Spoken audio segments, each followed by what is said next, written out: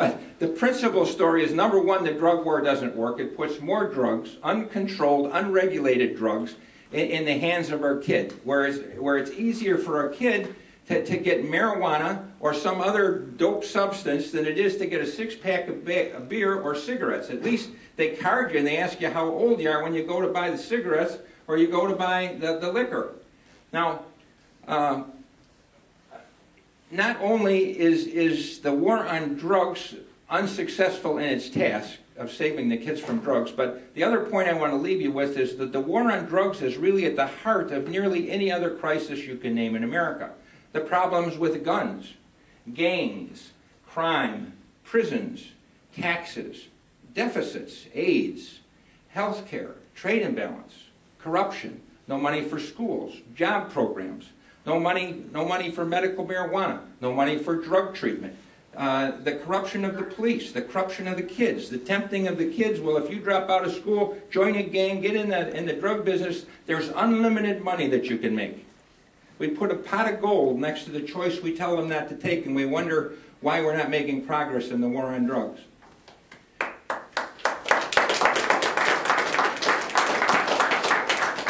Third point I want you to take home. One, drug war doesn't work.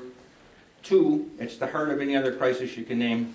Third point, why does some war that's been in place for 40 years go on, unending, when alcohol prohibition only lasted 13 years? The reason is because we have so many people riding the drug war gravy train. When you hear someone say that they're in favor of the war on drugs, you should ask them what they do for a living. Are you a prison guard? Are you a police officer? Are you a probation officer? Do you work in drug court? Do you take the drug samples? Are you part of the laboratory that tests the drugs? Are you the judge, the prosecutor, the public defender? Are you the one that manufactures the helicopters that are used to go spray Columbia? Do you manufacture the product that's used to spray on Columbia? Are you the drug counselor? Are you part of pretrial services? Are you the one who's building the prisons? Are you the prison contractor? Are you the prison supplier? Do you have the contract for the food, the clothing, the sundries? Are you part of the transportation department? Are you a Cook County sheriff? Are you a DARE officer giving speeches in the schools to tell the kids not to use drugs? I have to say a word about drugs. I slipped onto it. The kids who go through DARE have a higher rate of drug use than those who don't. A story 2 days ago at Earlville, Illinois, they arrest the sergeant for delivering marijuana in a squad car. I mean, we have to send all sergeants to DARE. I mean, in Chicago Ridge, a suburb of southwest Cook County, the chief of police talks to the mayor and he says, you know, this problem of drugs. He said, every time we make a drug arrest of some kid and we ask the kids where did they learn about the drugs, through the DARE program. So the mayor and the chief of police kicked the DARE program out of Chicago Ridge, as we should kick the DARE program out of the United States into the land. Oh yeah. Oh yeah. Now, while I hope I've impressed you with the idea that we need to end the war on drugs if we're going to make a dent in any of these unaffordable crises which we've created, and we see it at every level of government. When you see that the federal government can't pay the bills, when you see that the state of Wisconsin can't pay the bills, when you learn that in the state of Wisconsin the prison bill is $1 billion a year to lock up 22,000 people, when you realize that the state of Minnesota, a comparably sized state, spends $370 million a year to lock up 8,000 people, ask yourself, are Wisconsinites really 3 times worse than Minnesotites? I mean, it's a joke, right? I mean, you could laugh if it didn't bring so many tears. How much do they spend for education?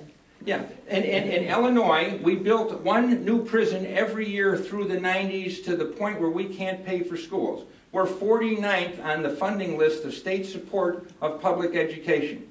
Government can only tax so much money because the people can only make so much money.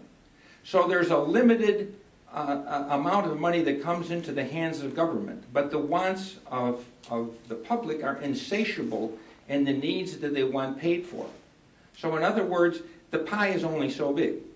If you take a piece of the pie and you say, this piece of pie is going to prisons, the bigger you make that piece of pie, the smaller the piece of pie that's going to go to schools, healthcare, stimulus of manufacturing, job training, drug treatment, things that are helpful. So I want you guys to help carry the message that we need to end the war on drugs, but there's not going to be a referendum on that tomorrow or this afternoon. I wish there were. But we need to take a smaller bite. We can't do it in a day. So we have to do what we can do. And what is that? Yesterday I saw some 25 legislators and or aides in their office in a whirlwind tour of your state capitol. And many of the offices that I went into, they said, well, it's good that you're here to talk about medical marijuana, but we really haven't been getting calls, not hearing a great deal about medical marijuana. We want to change that, right? Call your legislators and tell them you want medical marijuana. There's 2 months left in this state within which to get relief to people who are sick, dying, and need help, that we can show compassion to and humanness towards our fellow human beings. One of the things you can do is get hold of our Attorney General, and I think public officials are entitled to credit where credit is due. The Attorney General of this state is named Van Hollen. Van Hollen. He should go to Amsterdam, Van Hollen should. This is a man who is opposing medical marijuana for the sick and the dying. A person who has no understanding or compassion for the sick and the dying because of a rule that doesn't work, that puts marijuana everywhere. And I want you to remember that and give him a call to let him know what you think. Now, so one of the practical things you can do is try and help get this medical marijuana thing passed. Join L.E.A.P, join NORML, join IDPI, the Interfaith Drug Policy Initiative. Go online, put in IDPI. These organizations that are informed, enlightened, and trying to change the way things are can return this country to the leader that it should be. It can make the lives of our citizens better, can make the lives of the people of the world better. Write letters, do petitions, write letters to the newspapers telling them that you support them. Write a letter about what you've seen and heard today. Talk to your neighbors. Wear your pin. When somebody says, what's that pin, you can tell them that that's L.E.A.P.